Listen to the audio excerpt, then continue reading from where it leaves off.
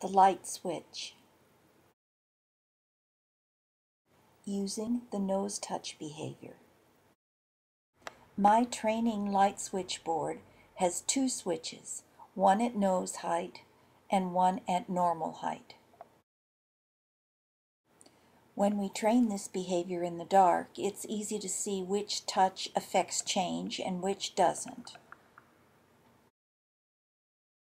I am clicking every nose touch, even though every touch does not change the condition of the light at this time.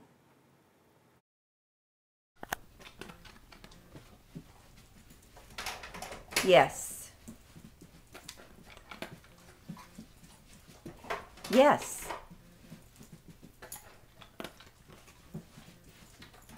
Yes.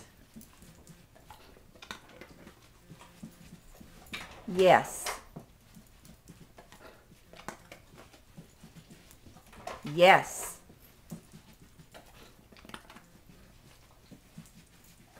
Yes. Good girl. Go on.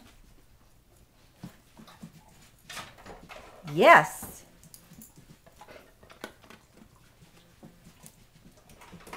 Yes.